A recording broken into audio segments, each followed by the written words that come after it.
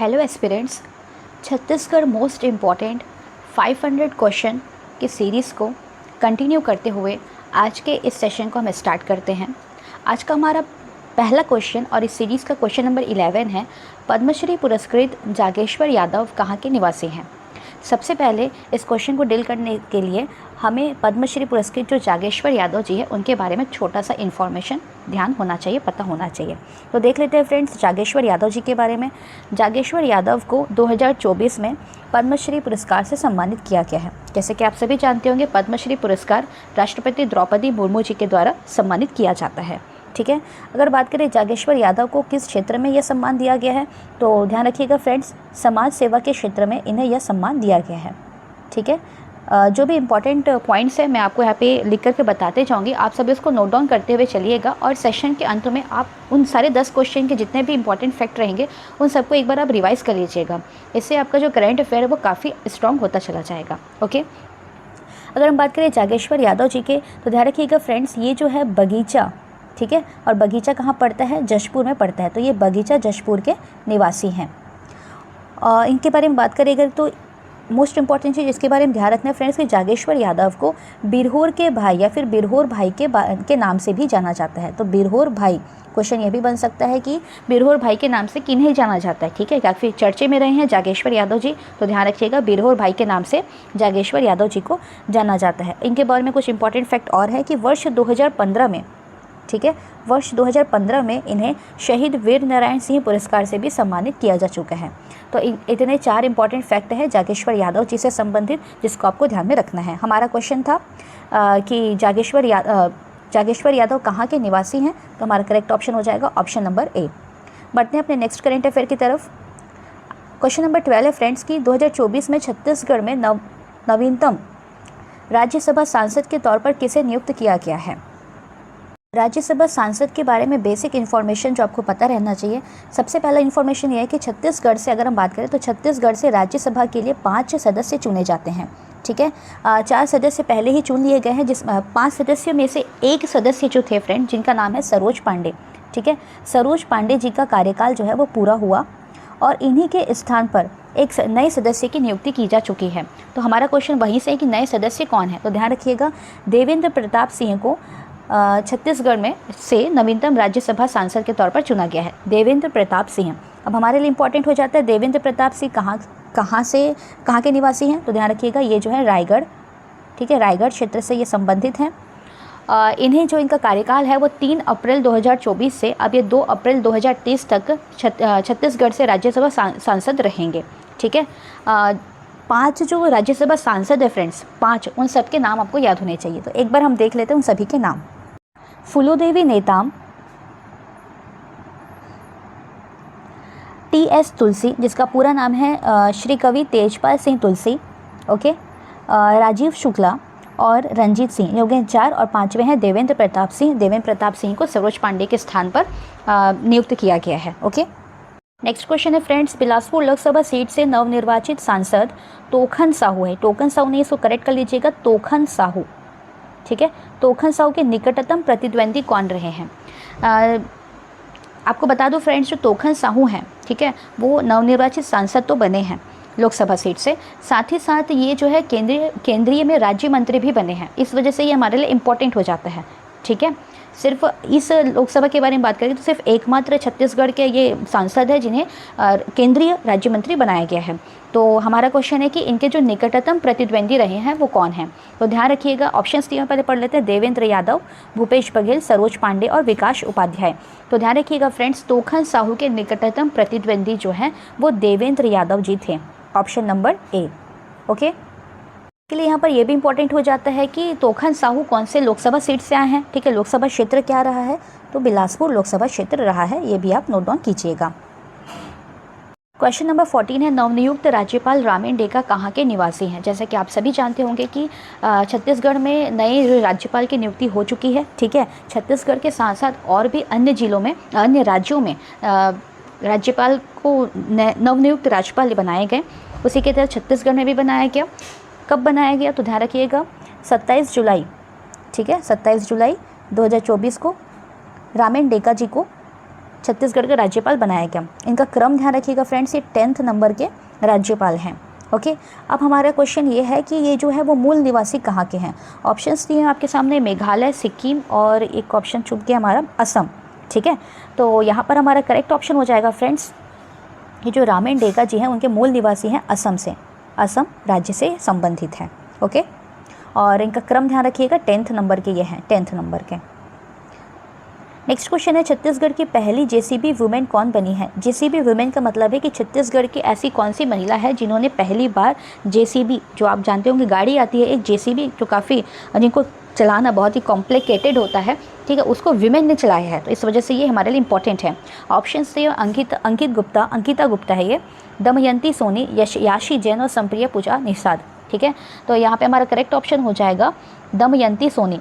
दमयंती सोनी ने ऐसी पहली महिला है ना जिन्होंने जेसीबी चलाया है, तो दमयंती सोनी जेसीबी वुमेन के नाम से प्रसिद्ध हो गई हैं। कोई कौन कौन से फैक्ट ध्यान रखने हैं फ्रेंड्स? तो दमयंती सोनी कहाँ से संबंधित है? तो ध्यान रखिएगा राजनांदगांव जिला से ये संबंधित है। ठीक है, राजनांदगांव।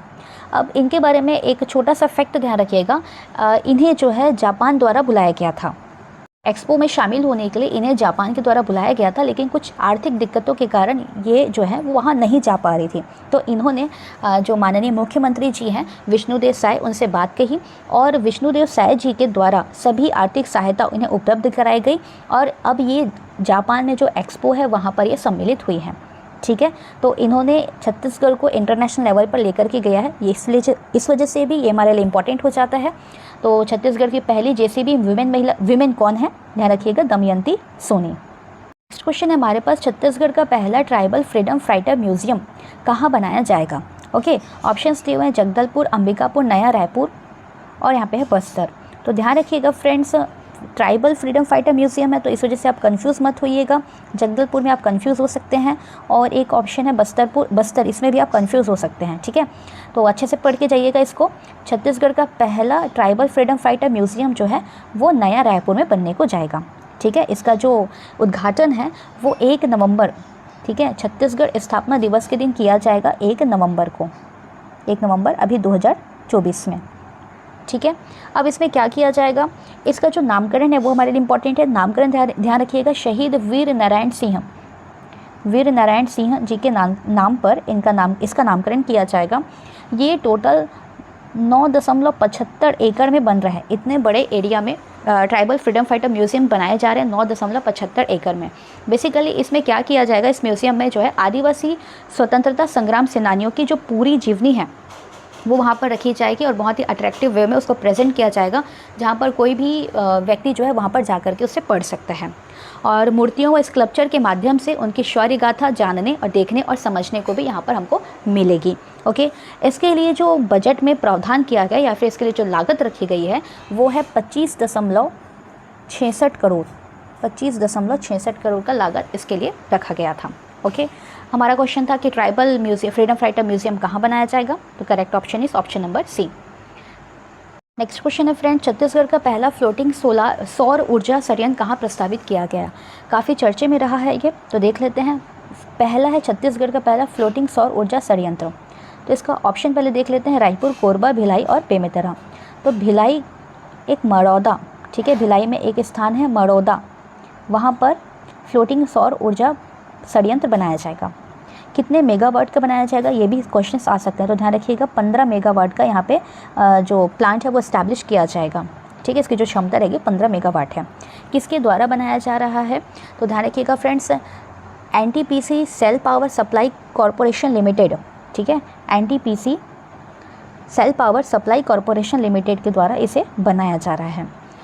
तो इसका मतलब क्या है? तो भिलाई स्टील प्लांट दुर्ग के द्वारा कार्बन फुटप्रिंट में सुधार के लिए मड़ौदा एक जलाशय में प्रदेश का पहला फ्लोटिंग और सौर ऊर्जा संयंत्र स्थापित किया जाएगा। मड़ौदा एक जलाशय 15 मेगावाट और एनटीपीसी के द्वारा बनाया जा रहा है। इतने फैक्ट हमारे लिए इंपॉर्टेंट है।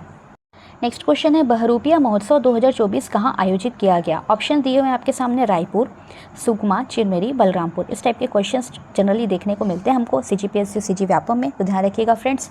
बहरूपिया महोत्सव 2024 हमको चिरमिरी में देखने को मिला है। ठीक है, क्या किया जाता है डिटेल में देख लेते हैं। तो सबसे पहले बहरूपिया महोत्सव के बारे में बात करें तो ये जो है जनवरी 2024 में मनाया गया। ठीक है, कहाँ मनाया गया? चीरमीरी, मैंने पहले ही बता दिया है। इसमें जो एकल स्पर्धा में जो प्रथम स्थान रही है वो हमारे लिए इम्पॉर्टेंट है, तो ध्यान रखिएगा, आदित्य शर्मा। ठीक है, आदित्य शर्मा को एकल स्पर्धा में प्रथम स्थान मिला है। और समूह के बारे में बात करें, इसमें बेसिकली क्या होता है, इस महोत्सव में बहुत प्रकार के जो बहुरूपिया की जो ड्रेस है उसको पहन करके उसमें एक्टिंग की जाती है। ठीक है, उसी के बेसिस पर एक स्पर्धा आयोजन किया जाता है, एकल में भी और समूह में भी। तो एकल में किसको मिला है? आदित्य शर्मा, अभी मैंने बताया। और समूह में ध्यान रखिएगा, हीट एंड रन। ठीक है, एक टीम थी हीट एंड रन की, इन्हें सामूहिक तौर पर पहला पुरस्कार दिया गया है। अगर हम बात करें इसके बारे में, तो इसमें एकल में जो है 50 व समूह में 40 से अधिक प्रतिभागियों ने अपनी कला का प्रदर्शन किया है। क्वेश्चन सिंपल था, कहाँ आयोजन किया गया? तो ध्यान रखिएगा फ्रेंड्स, चीरमीरी में इसका आयोजन किया गया जनवरी 2024 में। नेक्स्ट क्वेश्चन है, गौरैया धाम महोत्सव कहाँ मनाया जाता है? अगेन महोत्सव सही क्वेश्चन है। गौरैया धाम महोत्सव, बस आपको प्लेस पूछा गया तो बालोद। ठीक है, बालोद के भी अगर हम बात करें, तांदुला नदी तट, जैसे कि आप सभी जानते हो कि बालोद में कौन सी नदी बहती है, तो तांदुला नदी बहती है। तो बालोद के तांदुला नदी तट में गौरैया धाम महोत्सव मनाया गया है। ओके, आज का हमारा लास्ट क्वेश्चन है friend, Chhattisgarh cricket premier league CCPL के ब्रांड एम्बेसडर कौन रहे? मोस्ट इंपॉर्टेंट क्वेश्चन है। ठीक है, CCPL का आयोजन पहली बार किया गया, इस वजह से हमारे लिए इंपॉर्टेंट हो जाता है। ऑप्शंस दिए हैं, शशांक सिंह, सुरेश रैना, शुभम अग्रवाल। तो यहाँ पे हमारा करेक्ट ऑप्शन हो जाएगा फ्रेंड्स सुरेश रैना को छत्तीसगढ़ का CCPL का ब्रांड एम्बेसडर बनाया गया। CCPL के बारे में कुछ महत्वपूर्ण फैक्ट है जो कि आपको ध्यान में रखने हैं। सबसे पहला फैक्ट है कि 7 से लेकर के 16 जून में इसका आयोजन किया गया। ओके, कहाँ किया गया? तो आप सभी जानते होंगे, रायपुर में हमारा एक स्टेडियम है, शहीद वीर नारायण सिंह स्टेडियम। ठीक है, शहीद वीर नारायण सिंह स्टेडियम में इसका आयोजन किया गया। ओके, कुल कितने टीम इसमें शामिल थे? तो 6 टीम इसमें टोटल शामिल थे। ब्रांड एम्बेसडर मैंने पहले ही बता दिया, सुरेश रैना है। और इसका जो फाइनल मुकाबला हुआ था वो रायपुर और बिलासपुर के बीच हुआ था। तो रायपुर वर्सेस बिलासपुर इसका फाइनल मुकाबला हमको देखने को मिला, जहां पर बिलासपुर की जो टीम है वो विजेता रही और रायपुर की टीम है विजेता रही और बिलासपुर जो है वो रनर अप रही इसमें। ओके, इतने फैक्ट आपके लिए इंपॉर्टेंट है, नोट डाउन अच्छे से कीजिएगा और सेशन के अंत में आप इन सारे नोट्स को एक बार रिवाइज जरूर कीजिएगा फ्रेंड्स। ओके, मिलते हैं हम अपने नेक्स्ट सेशन में, तब तक के लिए stay focused, work hard and stay connected with us. Thank you.